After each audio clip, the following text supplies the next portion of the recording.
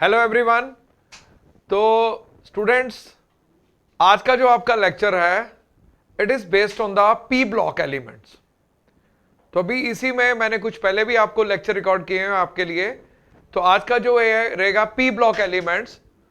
तो P block elements हम किसको कहते हैं?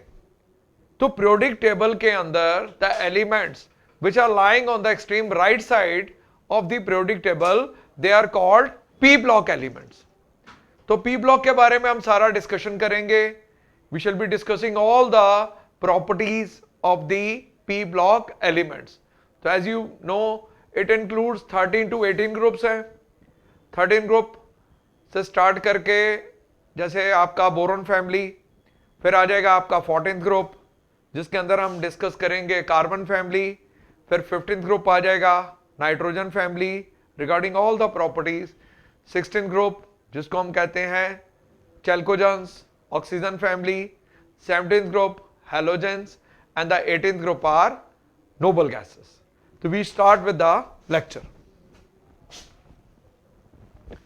तो students, the elements in which the last electron enters in one of the p orbitals of their outermost shell, they are called p block elements. as you know कि p जो p block है इसके अंदर जो last electron है कहां जाएगा? जैसे हम देखते हैं कि px py pz, तो इसके 3 बनते हैं। तो इसके अंदर एक ऑर्बिटल के अंदर 2 से ज्यादा इलेक्ट्रॉन्स नहीं हो सकते। तो इसमें हमने भरना किसको है? p सब शेल को। ठीक है जी। तो अब इसमें देखिए इट कंटेन्स 13 to 18 ग्रुप्स और इसकी जो जनरल कॉन्फ़िगरेशन जाएगी that is 1 to 6। We start with the NS1 to NS कितना जाएगा? NS2 NP1 to 6। तो ये जाएगी आपकी कॉन्फ़िगरेशन NS2 NP1 to 6 तक आपके एलिमेंट जाएंगे इसमें। In addition to the group the oxidation state of these element, तो स्पेशली जो आपके पी ब्लॉक एलिमेंट्स हैं they are showing the variable oxidation state. वो हम आगे डिस्कस करेंगे। ठीक है जी। अब इसमें we start with the group 13 elements जिसको हम क्या कहते हैं? Boron family. और इसके जो बाकी के एलिमेंट्स हैं आप देख सकते हो क्या हैं? Boron, aluminium, gallium, indium and thallium. तो स्टूडेंट्स इसकी जनरल कॉन्फ़िगरेशन जाएगी आपकी NS2 NP1। तो इसके आउटर मोस्ट में 3 इलेक्ट्रॉन्स होते हैं। तो 3 इलेक्ट्रॉन्स की वजह से अब जैसे हम बोरोन को लें तो बोरोन का साइज छोटा है। तो बोरोन के जितने भी कंपाउंड्स हैं मोस्टली कोवलेंट इन नेचर है। On moving down the group, तो जैसे एल्यूमिनियम है, मेटल है, तो उसकी जो ऑक्सीडेशन स्टेट है वो हम क्या देखते हैं? +3। तो ये हम इसमें डिस्कस करेंगे। There is availability of 3 valency electron. तो कॉन्फ़िगरेशन क्या गई इसकी? NS2 NP1। और बोरोन के केस में क्या गया? 2s2 2p1। अब आप बोरोन के जो कंपाउंड देखोगे तो वो कोवलेंट है। कोवलेंट है। जैसे मैं आपको अभी एक कंपाउंड शो कर रहा हूं BF3, तो इसमें बॉन्ड एंगल जाएगा 120 डिग्री एंड sp2 हाइब्रिडाइज। तो this is deficient. If it is deficient तो it should behave like a Lewis acid. तो ये ल्यूज एसिड की तरह बिहेव करेंगे। अच्छा, इसके बाद इसके डायमर बनते हैं। Very commonly asked question is diboranes. देखिए क्या है, मैं आपको स्ट्रक्चर ड्रॉ करके दिखाता हूं। देखिए ये आपका बोरोन है, ये आपके BH3। ठीक है, ये आपका एक स्ट्रक्चर हो गया। एक और बोरोन हो गया।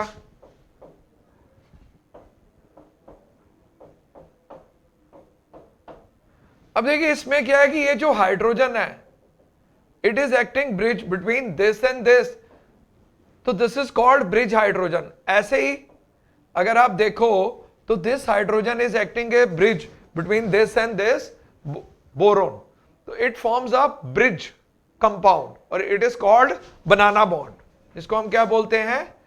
बनाना बॉन्ड।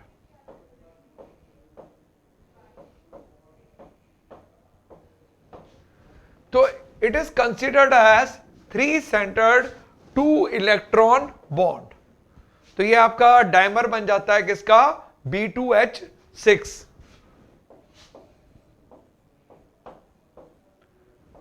डाइमर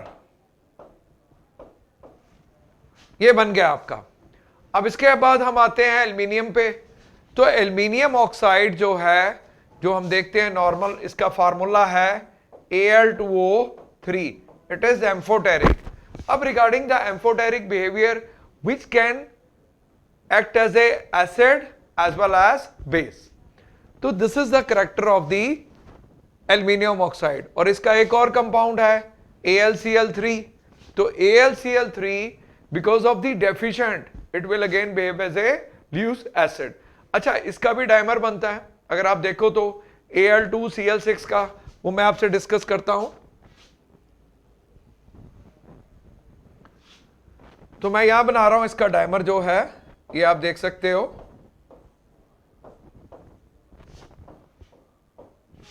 एक और एल्युमिनियम आ गया।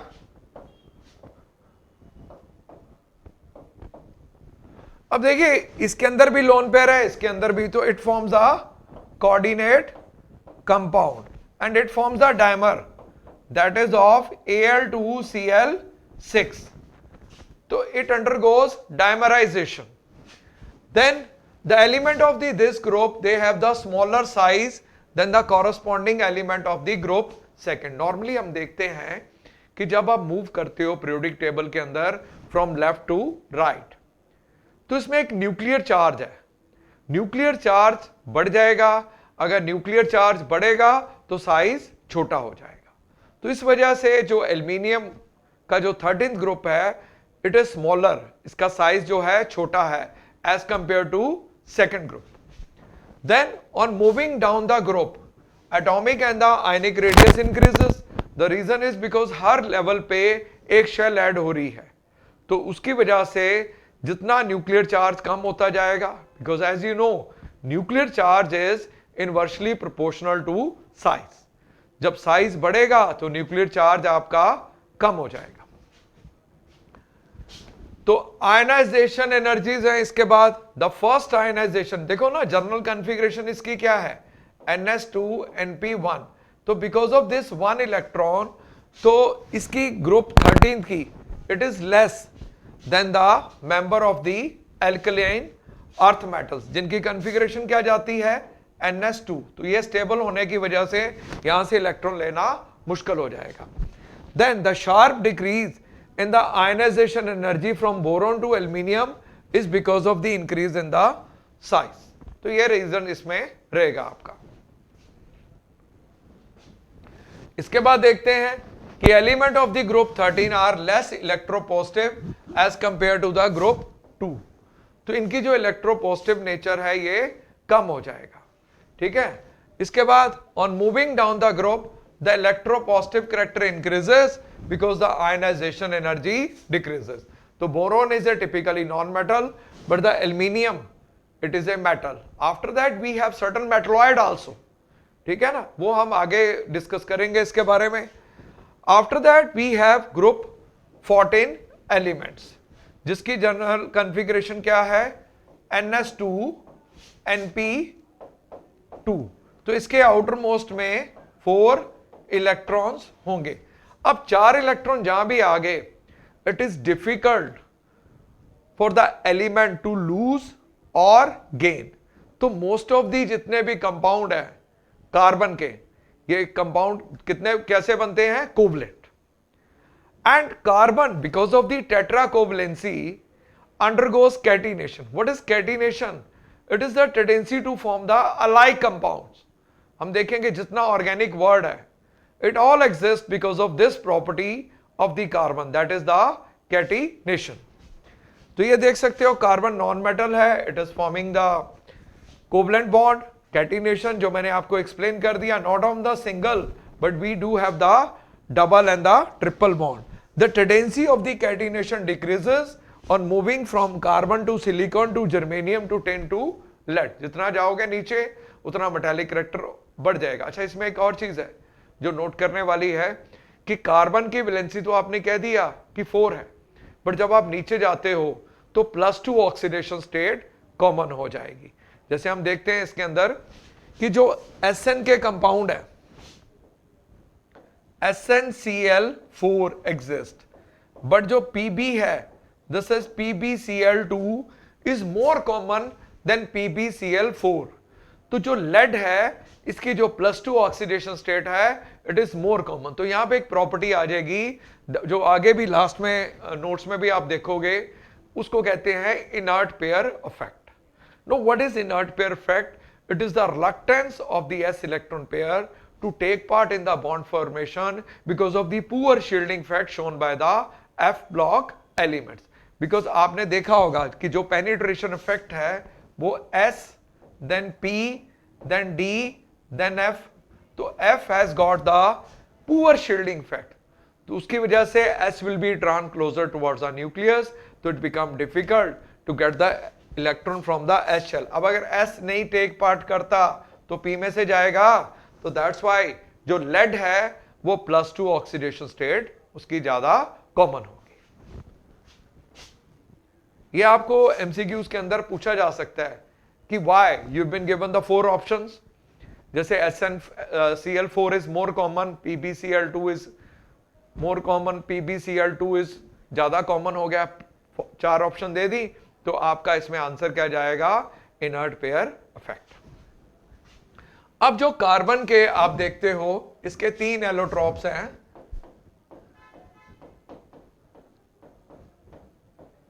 जिसमें आ जाता है आपका डायमंड, फिर आ जाता है ग्रेफाइट एंड द फुलरेंस। जो डायमंड है, it has got sp3 hybridisation, ठीक है, और जो ग्रेफाइट है इसके अंदर sp2 है, और फुलरेंस इट इज द बकी बॉल मॉडल, जिसके अंदर जिसका जो इजार है, डिस्कवरी बकमिंस्टर फुलरेंस ने किया, तो उसके अंदर 70-80 यूनिट्स जो हैं डिफरेंट ज्वाइन किए गए। अब इसके बाद हम देखते हैं कि जो कार्बन फैमिली है, जैसे हमने देखा, तो इसके अंदर हम देखते हैं +4 एंड +2 ऑक्सीडेशन स्टेट है, जो मैंने अभी आपसे एक्सप्लेन किया कि नीचे जाते जाते from carbon to silicon to germanium to tin to lead, +2 oxidation state become more common because of the inert pair effect.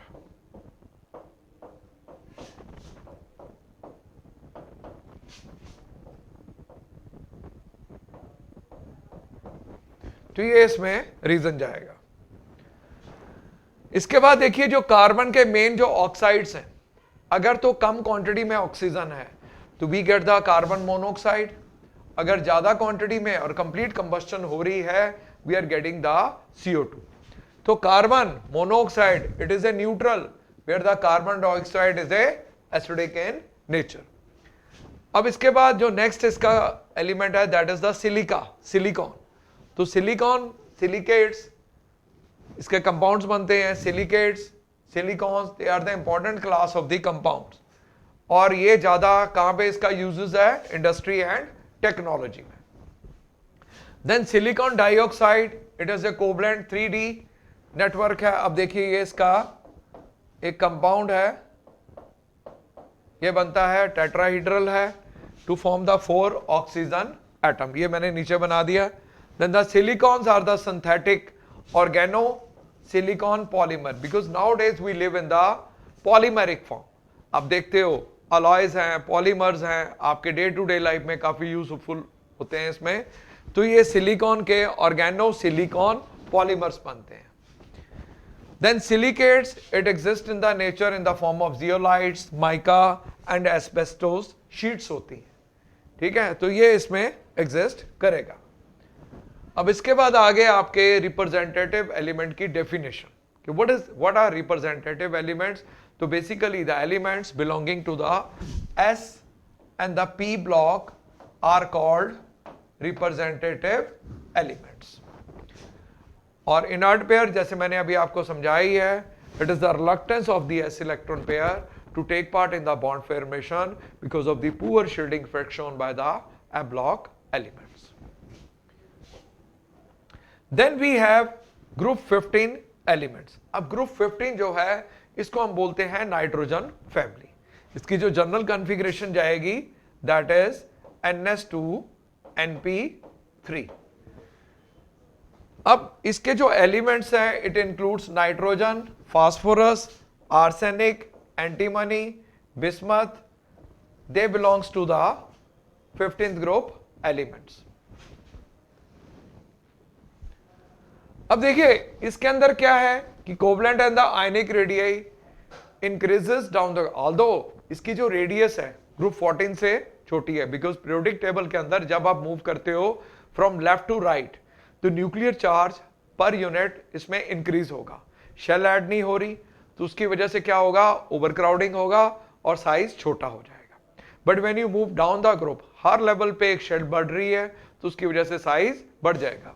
On moving down the group, the ionic and the covalent radius increases, and there is a appreciable increase in the covalent radii from nitrogen to phosphorus, and there is small increase from arsenic to arsenic। ये आपका metalloid हो गया because of the completely filled d और f orbitals in the heavier elements।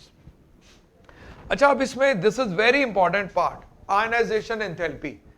अब देखिए normally it is seen कि when you move this way periodic table के अंदर, जब आप मूव करते हो पी ब्लॉक के अंदर, तो उसमें हम देखते हैं कि जो आयनाइजेशन एंथैल्पी है it should increase from nitrogen to oxygen, but nitrogen की जो आयनाइजेशन एनर्जी है वो ज्यादा है। क्यों है? Because of the half filled. You can see nitrogen की जो कॉन्फ़िगरेशन जाएगी 1s2 2s2 2px1 2py1 and 2pz1।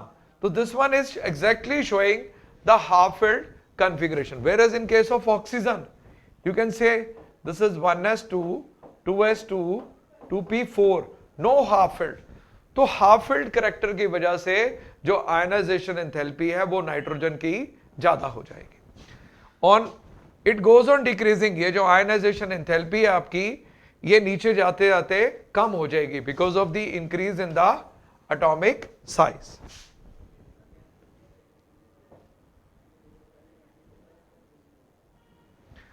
And the group 15 elements, they have the higher energy ionization enthalpy। मतलब ये बीच में जो ग्रुप आ रहा है ग्रुप 15 आपका, इसमें आप देख सकते हो कि इसकी आयनाइजेशन एनर्जी 14 से भी ज्यादा है because of the nuclear charge, और ग्रुप 16 से भी ज्यादा है because of the half filled atomic orbitals। Then the group 15 elements have, तो ये मैंने आपको इसमें बता ही दिया कि इसके अंदर हाफ फील्ड करेक्टर आ जाएगा। अब हम आगे चलते हैं कि एलोट्रॉपी, जैसे आपने देखा कि जो एलोट्रॉपी फॉर्म है कि all the elements of the group 15 except the nitrogen shows the allotropy, क्योंकि इसका साइज छोटा है। The nitrogen shows the catenation but to small extent because of the triple bond. तो ट्रिपल बॉन्ड की वजह से इसके अंदर इनर्ट नेचर है। आप देख सकते हो इसमें नाइट्रोजन में वी हैव ट्रिपल बॉन्ड। तो अगर आप देखो तो रूम टेम्परेचर पे तो नाइट्रोजन जो है इनर्ट है। क्यों है? Because of triple bond. अब इसकी ऑक्सीडेशन स्टेट आ जाएगी। The most common one is +3 +5 -3। But again when you move down the group because of it's configuration, जो इसकी कॉन्फ़िगरेशन क्या है, you can see this is NS2NP3। तो ये जो है अगर नहीं टेक पार्ट करता आपका क्या S, तो +3 oxidation state increases because of the inert pair effect. ये देख सकते हैं इसमें। It is very easy to recognize the things because when you are studying P block, तो it's better if you do the comparison। आप लोग क्या कर सकते हो लास्ट मिनट रिवीजन के लिए, आप ग्रुप 15, 16, 17, क्योंकि इनकी काफी जो प्रॉपर्टीज में सिमिलरिटीज है, तो you can just write down the properties. जैसे फिजिकल स्टेट हो गया, N2 is a gas, oxygen is a gas, F2 is a gas. तो इस ढंग से फिर इनकी जो ऑक्सीडेशन स्टेट है, अगर आप देखो नाइट्रोजन के अंदर क्या है, क्या आपने देखा इसमें 3 शो कर रहा है, +3 +5 -3। But when you move down the group तो +3 oxidation state become more common because of the inert pair effect. Same is the case with oxygen, जो आगे मैं आपको करवाने जा रहा हूं कि उसकी -2 है, -1 है, but rarely it will show +2 and +1। Again जब आप नीचे जाओगे तो इसकी जो ऑक्सीडेशन स्टेट है इट बिकम मोर कॉमन। कौन सा? नॉर्मल तो सल्फर तो कई शो करेगा, बट इसकी +2 ऑक्सीडेशन स्टेट कॉमन हो जाएगी because of inert. Likewise you can do the comparison, and if you do the comparative study it become easier for you, last minute के लिए आपके लिए बड़ा आसान हो जाएगा। तो coming back to the article, the stability of the +5 oxidation state decreases and the +3 oxidation state increases because of the inert pair effect. तो नाइट्रोजन की जो ऑक्सीडेशन स्टेट है वो मैंने बता ही दिया कि -3 से +5 जाएगा। Then the nitrogen and the phosphorus, इसमें +1 से +4 है, और इसमें कुछ रिएक्शंस हैं जो आगे हम देखेंगे। Disproportional, this is very important phenomena. Disproportionation reaction एक ऐसा रिएक्शन होता है, एक रिएक्शन के अंदर ही उसकी ऑक्सीडेशन भी हो गया और उसकी रिडक्शन भी हो गया। ये हम इलेबोरेट करेंगे रिडॉक्स रिएक्शंस में, मैं आपको और डिटेल में कराऊंगा। तो reactivity towards the hydrogen, know this is very important, इसके कहते हैं hydrides, hydrides of group 15 elements. तो डेफिनेट क्वेश्चन है, एमसीक्यूज के अंदर पक्का ही है कि आएंगे ऐसे क्वेश्चन, जिसके अंदर आप देख सकते हो रिगार्डिंग द, अगर हम देखें सबसे पहले इसमें क्या है कि बॉन्ड डिसोसिएशन एनर्जी, तो बॉन्ड डिसोसिएशन एनर्जी आपकी सबसे ज्यादा किसमें है, NH3 में, क्योंकि साइज छोटा, तोड़ना मुश्किल हो जाएगा। Whereas moving down the group, the size increases, the bond dissociation energy decrease कर जाएगी। Then the boiling point, अब इसमें बड़ा एक इंटरेस्टिंग चीज है जिसको हम कहते हैं हाइड्रोजन बॉन्डिंग। देखिए आपका जो नाइट्रोजन है, because of the high electronegativity is capable of forming the hydrogen bond।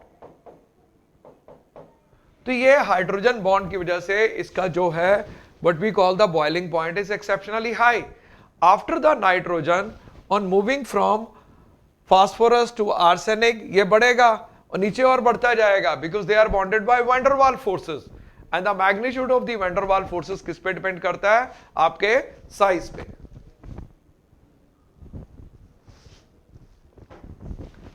Likewise we have more properties, तो इसमें जैसे बताया ही है आपको कि हाइड्रोजन बॉन्डिंग की वजह से अमोनिया में ज्यादा जाएगा। अब आ गया आपका जैसे बॉन्ड एंगल, तो देखिए बॉन्ड एंगल में क्या सीन है, मैं आपको एक्सप्लेन करता हूं। यहां देखिए, this is the typical structure of ammonia. Now it is based on the Vesper theory, Valency shell electron pair repulsion theory। उसमें क्या कहता है कि जो लोन पेयर रिपल्शन है, it is maximum, then lone pair bond pair which is greater than bond pair. अब देखिए if you just see here the size is very small, तो it will bear the maximum repulsion in case of ammonia.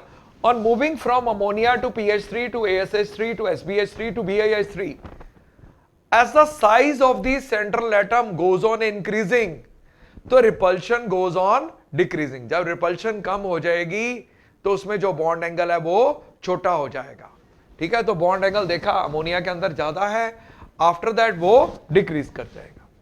Then the electronegativity, तो मैंने बताया ही है कि nitrogen has got the highest electronegativity of this group. अच्छा, basic strength में भी देखो, तो बेसिक स्ट्रेंथ में भी सेम ही रीजन जाएगा भाई, इसकी डेंसिटी सबसे ज्यादा है, क्योंकि नाइट्रोजन का साइज छोटा है तो इसकी डेंसिटी मैक्सिमम है। किस केस में, अमोनिया में। After that when you move from ammonia to PH3 to ASH3 to SBH3 to BiH3, तो size of the central atom goes on increasing, तो जो डेंसिटी है, electron density, that goes on decreasing, तो उसकी वजह से जो बेसिक स्ट्रेंथ है वो भी कम हो जाएगी। अच्छा, बॉन्ड डिसोसिएशन एनर्जी जो बताई है, क्योंकि साइज कम होगा तो बॉन्ड डिसोसिएशन एनर्जी भी आपकी कम हो जाएगी। Then we have reactivity towards oxygen, तो all the group 15 elements they form the trioxide and pentoxide, like the formula is M2O3 and M2O5, and the acidic character of the oxide decreases and the basicity increases down the group. So this is because the size of the nitrogen is very small. Already it has been explained to you. As we move down the group, atomic size increases, so the acidic character of the oxide decreases and the basic strength, basicity you can say, it increases down the group. अब reactivity towards the halogens, like group 15 elements, it form the two kind of trihalides, and मतलब दो type के इसके halides बनेंगे, try halides नहीं, दो type के halides बनेंगे, एक बनाएगा ट्राई हैलाइड्स, एक बनाएगा pentahalides. Commonly you can see we have then NCl3, PCl3, then PCl5. तो ये इसके कुछ हैलाइड्स हैं. अब इसमें क्वेश्चन बनता है भाई कि NCl5 डज नॉट एग्जिस्ट. अभी हमने देखा कि नाइट्रोजन की 5 वैलेंसी शो कर रहा है. In spite of that, NCl5 does not exist. Why? Because of the 2D does not exist. कभी भी 2D exist नहीं करता.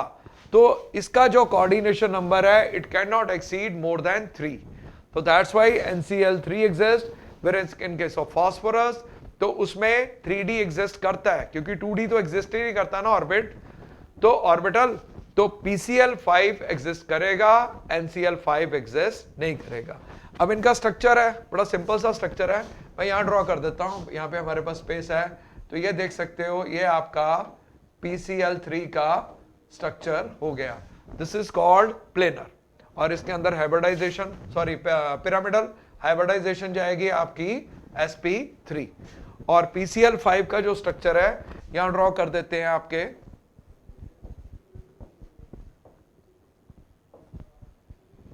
तो इसको येलो कर देते हैं. ये फास्फोरस आ गया आपका, ये आ गया क्लोरीन, ये आ गया क्लोरीन, ये आ गया क्लोरीन, क्लोरीन एंड क्लोरीन. तो स्टूडेंट्स इसमें दो चीजें, एक है 90 डिग्री और क्या है 120 degree. This is called what we called trigonal bipyramidal geometry. तो इसके दो टाइप के एंगल होते हैं, एक होते हैं आपके एक्सियल प्लेन्स और एक होते हैं इक्वेटोरियल. इसमें आपको काफी क्वेश्चंस मिल सकते हैं, ठीक है, जो आगे हम डिस्कस करेंगे इसके बारे में. तो इसके बाद आ गया आपका कि ग्रुप जो 15 एलिमेंट्स हैं, दो टाइप के ट्राइहैलाइड्स, ऊपर नीचे पेंटाहैलाइड आ गया PCl5. तो ये इसका जाएगा स्ट्रक्चर, ऊपर हमने पिरामिडल बना दिया और नीचे आ गया trigonal bipyramidal. Two types of angles, axial planes and equatorial planes. अब आ जाइए, जो PCl5 है, it is ionic solid and it exist as a PCl4 positive and PCl6 negative. In PCl5 all the 3 equatorial bonds and the 2 axial bonds. मैंने अभी आपको इसका structure draw किया था, दोबारा देख लो. इसमें ये आपके दो आपके एक्सियल बॉन्ड्स हैं और 3 आपके इक्वेटोरियल बॉन्ड है. जो एक्सियल बॉन्ड्स है they are of 90 degree and जो इक्वेटोरियल बॉन्ड है they are 120 degree. And the hybridization students इसमें जाएगी आपकी sp3d और इसकी जो शेप जाएगी दैट इज ट्राइगोनल बाइपिरामिडल. और पेंटाहैलाइड्स क्यों नहीं बनाते वो मैंने पहले आपको एक्सप्लेन कर चुका हूं, because of the absence of d ऑर्बिटा. अब रिएक्टिविटी आ गया. All the elements reacts with metal to form the binary compound in the -3 oxidation state. अब जो behavior है नाइट्रोजन का, it does not resemble with its family, तो what we call is anomalous behavior. Anomalous behavior से क्या समझते हो कि इसकी अपनी फैमिली के साथ प्रॉपर्टीज नहीं मिलती.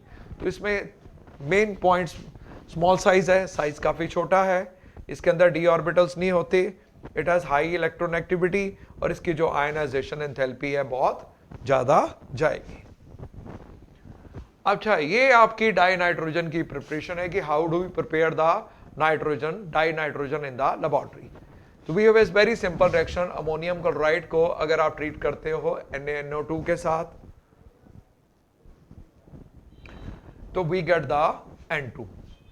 और अमोनियम डाइक्रोमेट को अगर आप डिकम्पोज कर देते हो तो what we have is N2. ये मैं डार्क पेन से कर देता हूं ताकि it become clear to you. Barium nitride को अगर आप हीट कर देते हो तो वी गेट द N2. अब इसके बाद हमारी कुछ फिजिकल प्रॉपर्टीज हैं. तो nitrogen basically it is a colourless, then we have tasteless and non toxic gas.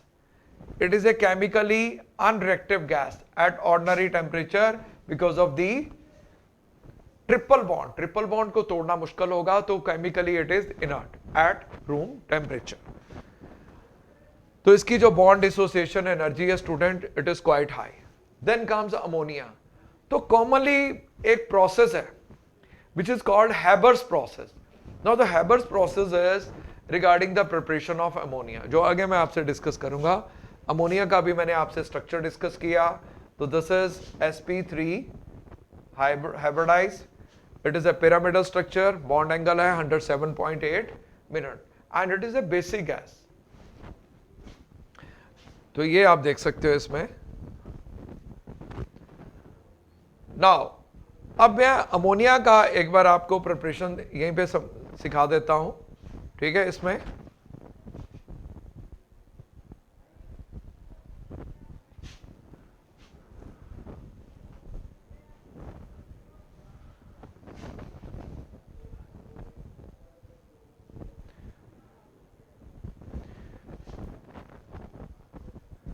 N2 plus H2 in the presence of, you can say, molybdenum, iron, which is act as a catalyst.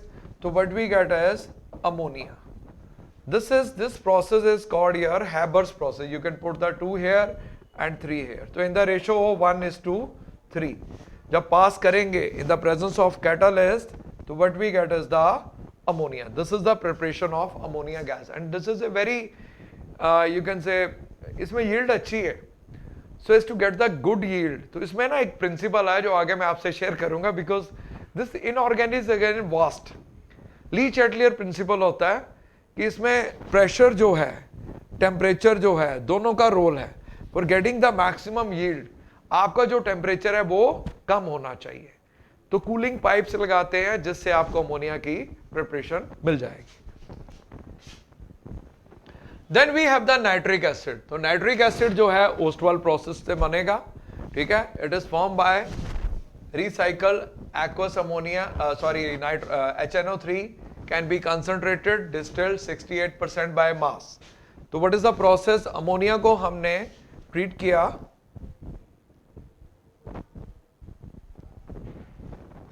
we are treating the ammonia को oxidise किया, तो we get the NO। NO को जब आप oxygen के साथ react कर रहे हो, we get the NO2। NO2 में जब आप वाटर ऐड कर रहे हो, तो what we get is the nitric acid। अब जो nitric acid, as you know, it is a acid, तो obviously it gives the H ion। HNO3 to gives you the H ion plus NO3 negative। Then comes the phosphorus। तो phosphorus, it shows the property of catenation to some extent because of the stable P-P bond. It has many allotrophic. The important one are white phosphorus, red phosphorus and black phosphorus। अब ये इनकी कुछ properties हैं जो मैं आपसे share करूंगा, इसके बारे में एलेबोरेट। तो देखिए जो स्ट्रक्चर है व्हाइट फास्फोरस का, it is a regular tetrahedron. ये आप देख सकते हो यहाँ पे, ये इसका जो स्ट्रक्चर है, this is the structure of the white phosphorus. और इसको आप येलो फास्फोरस भी कह सकते हो, बिकॉज इसका जो कलर है, it is just like a garlic. ठीक है ना, गार्लिक का जैसे आपने देखा कलर होता है, वैसे ही आपका व्हाइट फास्फोरस का कलर है। It is a regular tetrahedron and it is less stable than the 3 forms, and this form of the phosphorus is highly reactive in out of all these forms. Then comes the red phosphorus. It is polymeric form of the white phosphorus. एक bond कम हो गया and we get this. So it is more stable than the white phosphorus and it is less reactive than the white phosphorus. Then comes दोनों bond चले गए तो polymeric form आ गई आपकी black phosphorus. तो structure of the white phosphorus, इसमें जो देखा आपने black phosphorus, it has a layered structure. इसमें देख सकते हो black phosphorus is most stable form of the 3 forms, and the black phosphorus is least reactive out of these 3 forms. इसके बाद आ जाती है phosphine. It is a poisonous gas, काफी poisonous है और एक्सप्लोड भी कर जाता है। तो इसमें मैं यहाँ आपको phosphine का स्ट्रक्चर ड्रॉ कर देता हूं। You can see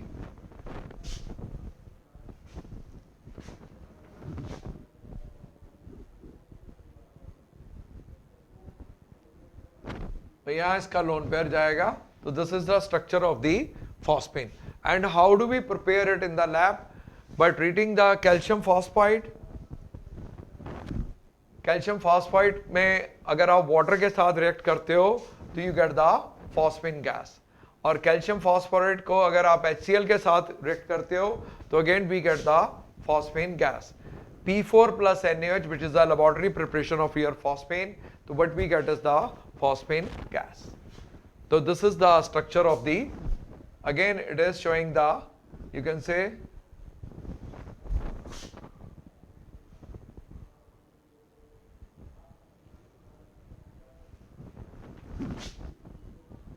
sp3 hybridization.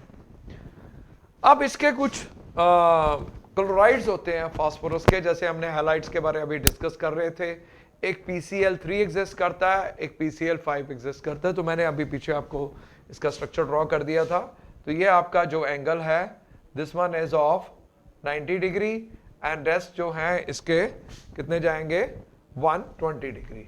This is of 90 degree और ये जो एंगल है कितने जाएंगे, 120 डिग्री. और इसमें हाइब्रिडाइजेशन क्या जाएगी आपकी, sp3. और इस स्ट्रक्चर को क्या बोलेंगे, ट्राइगोनल बाई पिरामिडल ज्योमेट्री. तो ये कुछ रिएक्शंस है P4 प्लस Cl2. अगर आपका ये ज्यादा क्वांटिटी में है तो आपको PCl5 मिल जाएगा, अगर कम क्वांटिटी में है तो you are getting the PCl3. Then we have some reactions, you can say with PCl3, तो you are getting this acetyl chloride plus phosphorous acid. Then अगर अल्कोहल के साथ रिएक्ट करते हो तो आपको क्या मिल जाता है, क्लोरोइथेन. ये ऑर्गेनिक के अंदर मैं आपको और डिटेल में रिएक्शंस करवाऊंगा इन चीजों में. तो phosphorus pentachloride, it is a yellowish white powder substance, trigonal bipyramidal shape है. और ये इसके कुछ रिएक्शंस हैं. और बनेगा कैसे, अगर ज्यादा क्वांटिटी में क्लोरीन है then you are getting the phosphorus pentachloride. और इसके कुछ रिएक्शंस हैं, अगर हम देख सकते हैं जिसमें कि CH3COOH, if you are treating it with PCl5, so what we are supposed to be getting is CH3C double bond OCl. तो ये आपका मिल जाता है which is called acetyl chloride.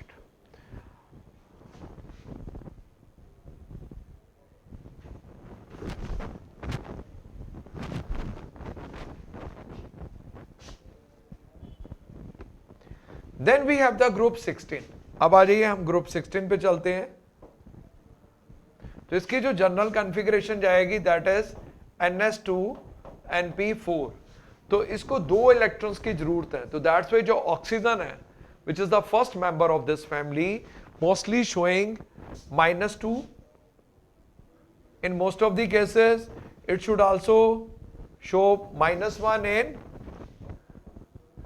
H2O2, +2 in OF2 and +1 in O2F2.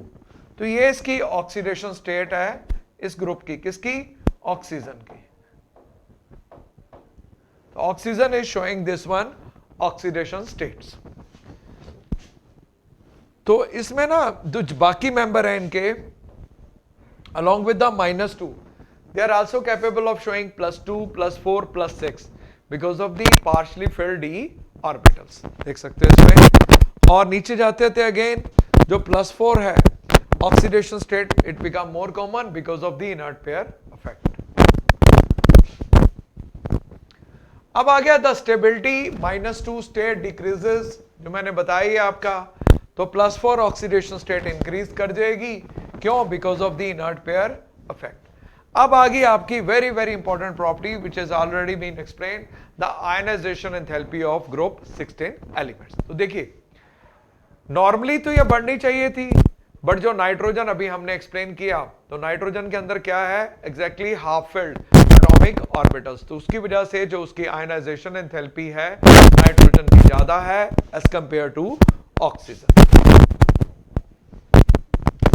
However, it decreases on moving down the group because हर level पे आपकी एक shell बढ़ रही है. जब शेल बढ़ रही है तो साइज बढ़ रहा है, साइज बढ़ रहा है तो न्यूक्लियर चार्ज कम हो जाएगा. और जो आयनाइजेशन एंथैल्पी है इसमें आप देख सकते हो it is directly proportional to nuclear charge. अगर न्यूक्लियर चार्ज बढ़ेगा तो आपकी आयनाइजेशन एंथैल्पी भी बढ़ जाएगी। इसके बाद आ गया electron gain enthalpy. Know this is again very important property. It is the amount of energy released when an electron is added to the gaseous state of the atom.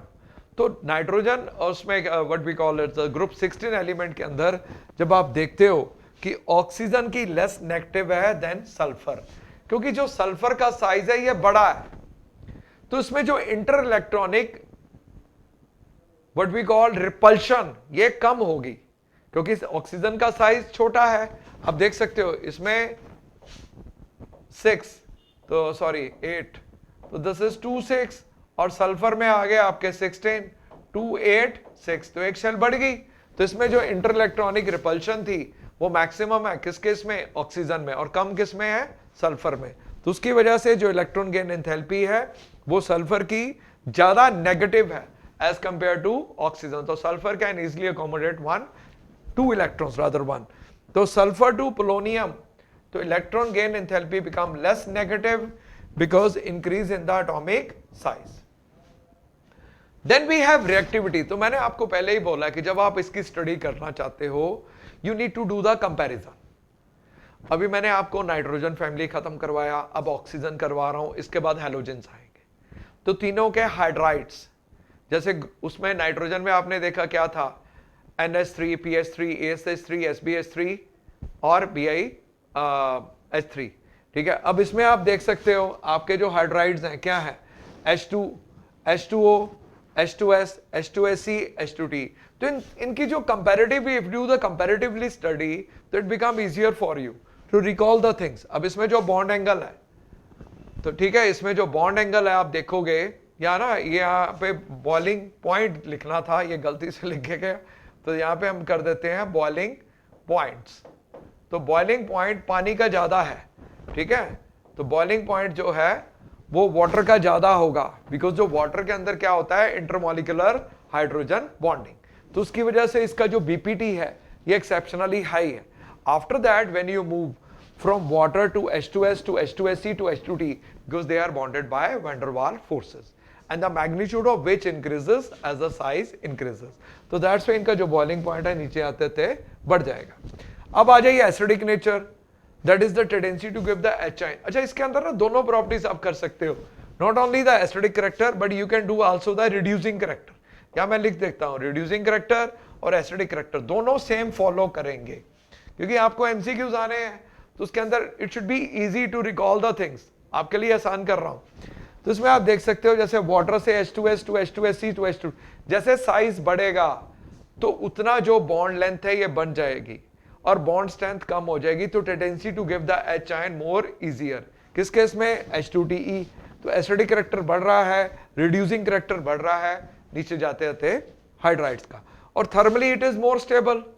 तो thermal stability जो है नीचे जाते जाते कम हो जाएगी, तो this is thermal stable है, और नीचे जाते जाते थर्मल स्टेबिलिटी आपकी कम हो जाएगी।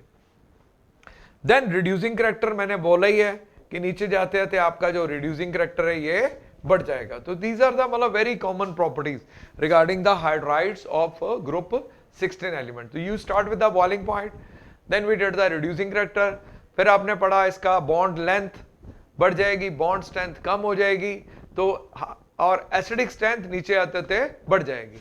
तो मैं अगेन वही चीज कह रहा हूं कि इसमें if you do the comparative study तो it become easier for you.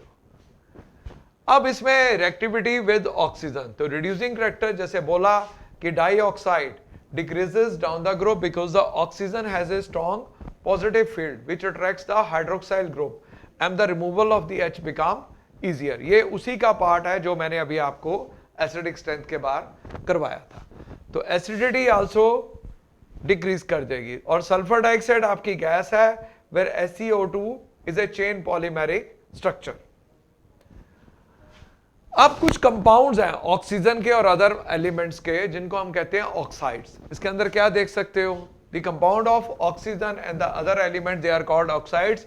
और आपके जो ऑक्साइड्स हैं वो कितने टाइप्स के होते हैं, जिसमें आप देख सकते हो सल्फ्यूरस एसिड है, SO2 प्लस वाटर, तो इसमें हमें क्या दे देगा, H2SO3, तो दिस इज एसिडिक, ऑब्वियस है। देन Na2 जब पानी में जाएगा तो इट गिव्स द बेस। और इसी में एक चीज और देखिए कि अगर एल्यूमिनियम रिएक्ट करता है ऑक्सीजन के साथ तो what we get is the Al2O3 and this is what we called amphoteric, which could act as a acid as well as base. Then the acidic oxide, तो बोला ही है कि जो नॉन मेटल ऑक्साइड्स हैं mostly they are acidic in nature, जिसके अंदर आपने क्या देख सकते हो, SO2 है, NO2 है। और जो बेसिक ऑक्साइड्स हैं, मेटल ऑक्साइड्स हैं, तो जनरली ये क्या होंगे, बेसिक इन नेचर। इसके अंदर क्या देख सकते हो, Na2O, या इसमें लिथियम ऑक्साइड, तो जनरली इसमें क्या है, बेसिक। और एम्फोटेरिक में मैंने आपको देखा कि जिसमें it will show both the characteristics of acidic and basic. और कुछ न्यूट्रल भी हैं जिसके अंदर आपके पास क्या आ जाएगा, CONO, तो दे आर न्यूट्रल ऑक्साइड्स। इसके बाद आ गया आपका ओजोन। ओजोन को कैसे प्रिपेयर करते हो, इसके लिए एक सेमन ओजोनाइजर आता है। तो उसमें कुछ नहीं करना, आपने यहां से O2 लिया और यहां पे आप साइलेंट इलेक्ट्रिक डिस्चार्ज, साइलेंट, एक मिनट जरा मैं ये पेन का कर लूं,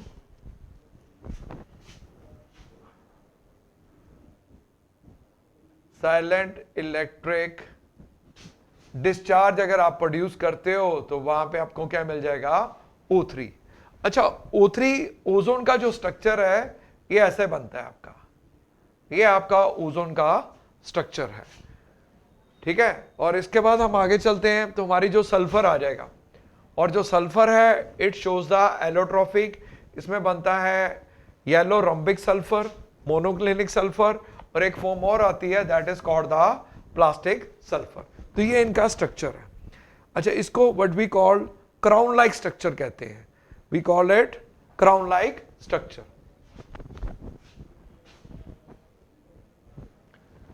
देन सल्फ्यूरिक एसिड आ गया। सल्फ्यूरिक एसिड को कैसे आप प्रिपेयर कर सकते हो, बाय द कॉन्टैक्ट प्रोसेस, ठीक है। इसमें क्या करेंगे, S+O2 two gives you SO2, SO2 को फर्दर ऑक्सीडाइज आपने कर दिया तो वी गेट द SO3, और SO3 के अंदर अगर आप वाटर पास करते हो तो what we get, SO3 plus water to we get the H2SO4, ये मिल जाएगा। और एक होता है ओलियम, ओलियम का फार्मूला क्या होता है, H2S2O7। अगर इसको भी अगर हम इसके अंदर वाटर पास करेंगे तो we get the sulphuric acid. Normally जो सल्फ्यूरिक एसिड आपको लेबोरेटरी में मिलता है दिस इज 98% बाय मास।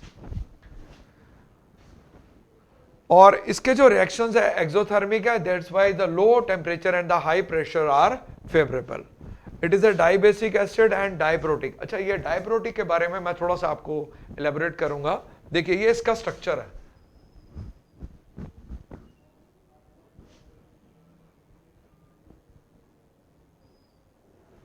तो इसके पास 2 OH है, क्योंकि ऑक्सीजन की इलेक्ट्रॉनेगेटिविटी ज्यादा होती है, वो अपनी तरफ इलेक्ट्रॉन पेयर को खींच लेगा।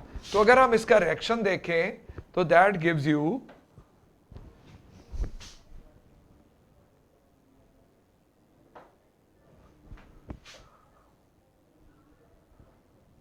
(2H प्लस SO4 नेगेटिव, तो that's why it is called dibasic, क्योंकि ये 2H दे रहा है तो इसको हम डाइबेसिक का नाम दे देंगे।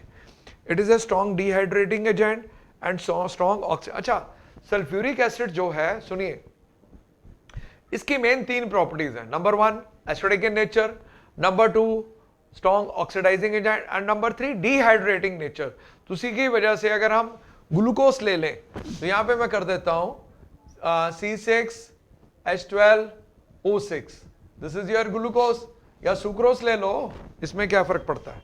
If you take the sucrose,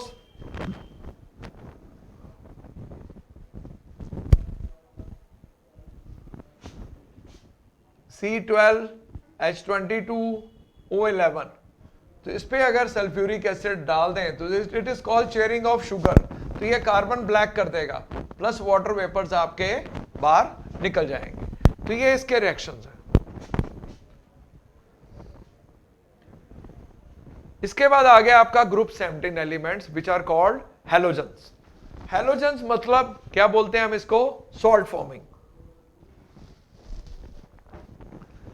तो ग्रुप 17 एलिमेंट्स, इसकी जो जनरल कॉन्फ़िगरेशन जाएगी students, this is NS2NP5।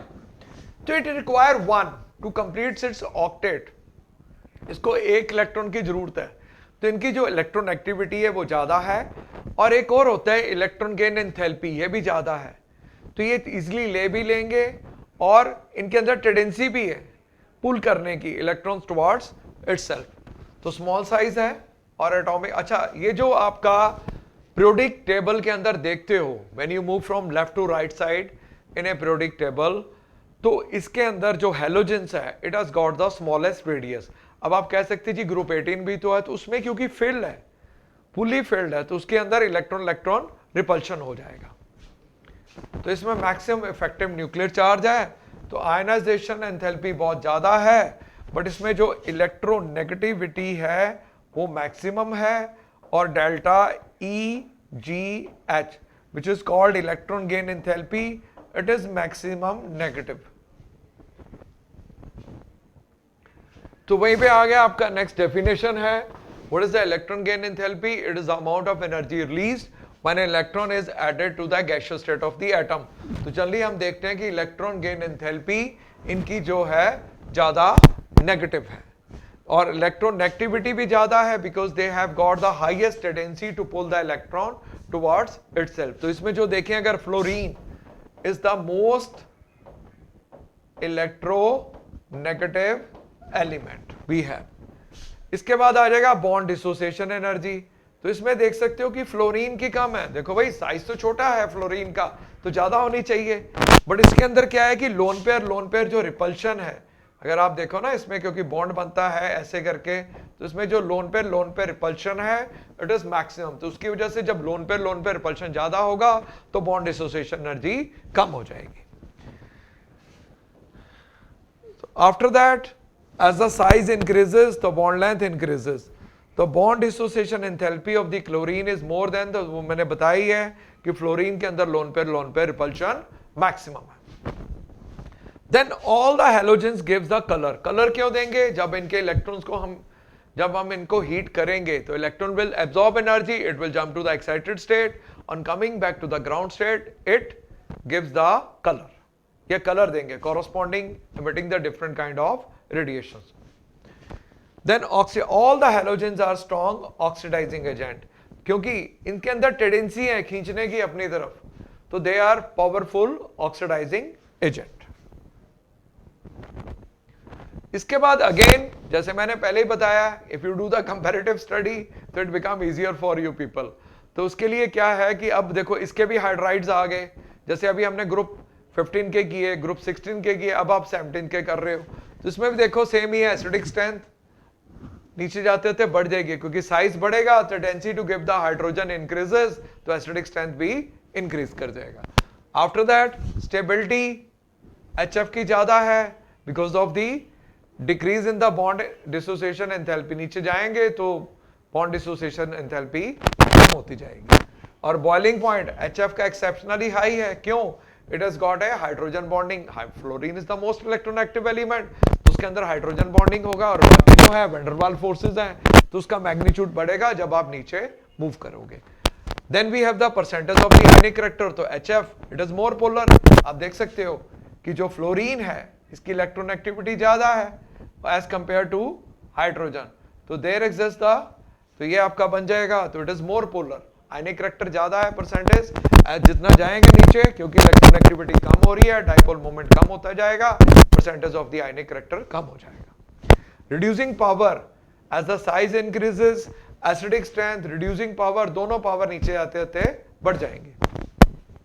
Reactivity with metals, halogens reacts with metal to form their corresponding halides. उसके अंदर एक सिंपल सा एग्जांपल है, मैं दे देता हूं आपको, कि sodium plus Cl2 two gives you 2NaCl। तो ऐसे ही फ्लोरीन के साथ भी बनेगा और ब्रोमीन के साथ भी बनेगा, सोडियम ब्रोमाइड बन जाएगा एंड सोडियम फ्लोराइड बन जाएगा। आयनाइजेशन एंथैल्पी क्यों ज्यादा है? बिकॉज इनकी जो जनरल कॉन्फ़िगरेशन है ना NS2NP5, तो तो it become difficult to get the completely filled orbital, तो यहां से इलेक्ट्रॉन लेना मुश्किल हो जाएगा और न्यूक्लियर चार्ज ज्यादा है. However, the ionization enthalpy decreases because the size increases. Atomic radii नीचे जाते जाते बढ़ जाएगी क्योंकि हर लेवल पे एक शेल आपकी बढ़ रही है. और इलेक्ट्रॉन गेन एंथैल्पी, अच्छा इसमें कंपैरिजन पूछ सकते हैं between the fluorine and the chlorine.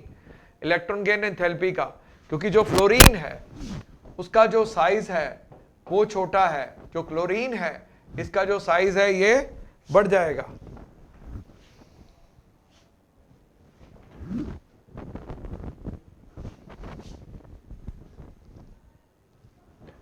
ये देखो ना, if you compare the fluorine with chlorine, तो फ्लोरीन का जो साइज छोटा है तो उसके अंदर इंटर आयनिक रिपल्शन ज्यादा है as compare to chlorine. Chlorine पे एक शेल ऐड हो जाएगी तो उसके अंदर जो इंटर आयनिक रिपल्शन है वो कम हो जाएगा.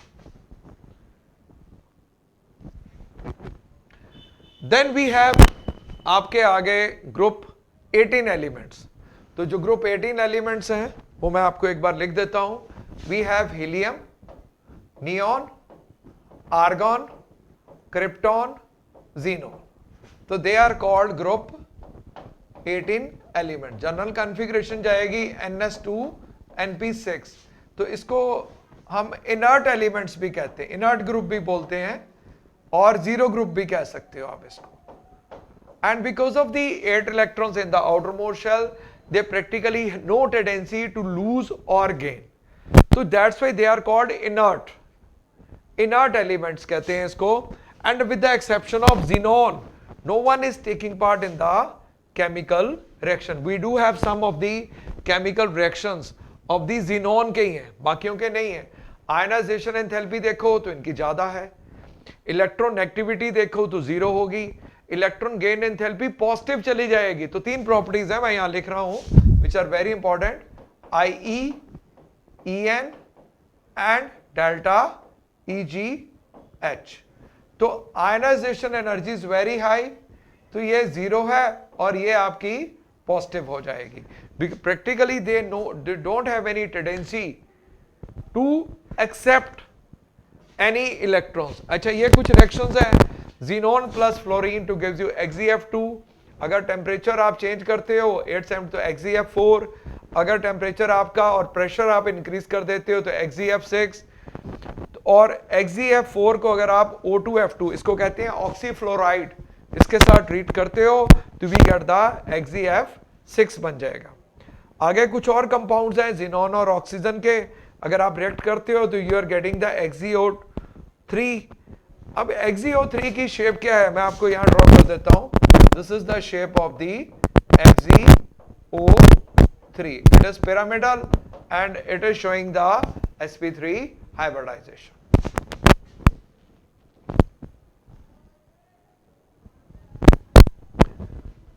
अब हमारे अभी जो मैंने आपको पढ़ाया इसके बेस पे कुछ क्वेश्चंस हैं, MCQs हैं, वो डिस्कस कर लेते हैं.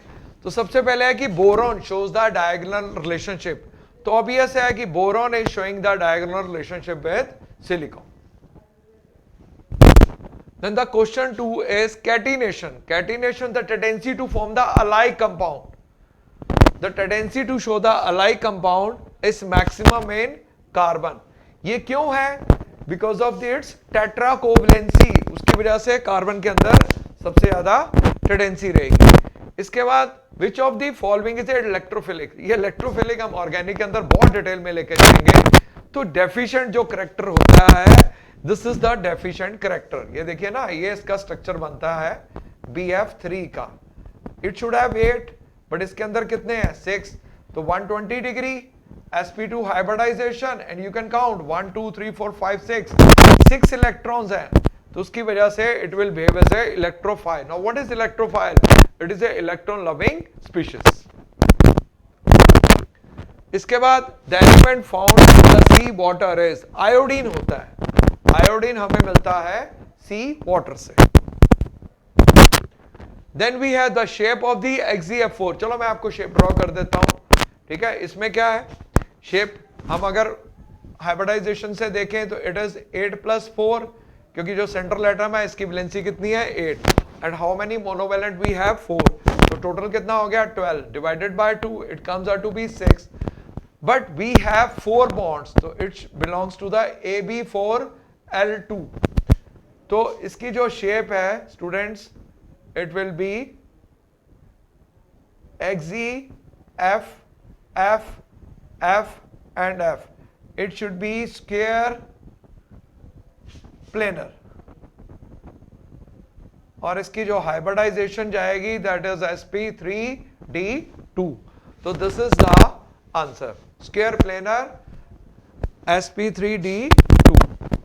इसके बाद विच of the following is the ल्यूज acid?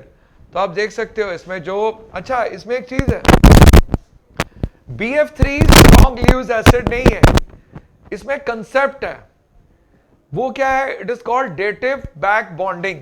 देखिए ना, क्योंकि जो बोरोन है इसके होते हैं 5, 1s2, 2s2, 2p1, और fluorine 9, 1s2, 2s2, 2px2, 2py2 and 2pz1. देखो इन दोनों की जो एनर्जी है वो सेम है.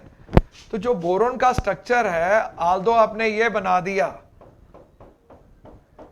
But because of this lone pair there occurs the dative back bonding, and when you move down the group the acidic strength increases. अभी बहुत बार, तो ये जो आपका इसमें BiI3, तो ये जो D ऑप्शन है, this one is the right one. Then which of the following does not form the hydrogen bonding? तो HCl के अंदर हाइड्रोजन बॉन्डिंग नहीं होती.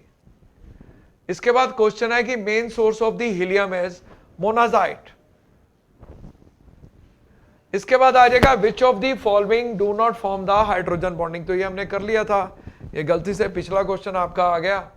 Then which of the following is a liquid at the normal temperature. तो आपको पता ही है जो मरकरी है, मरकरी जो है it is the liquid at the normal temperature. तो Which of the following is a least basic? तो इसमें जो Ni3 है, this one is the least basic. So this is all about from my side. I hope you have enjoyed this lecture. तो आगे फिर मिलते हैं और लेक्चर के साथ आपके साथ. Okay, goodbye, good luck.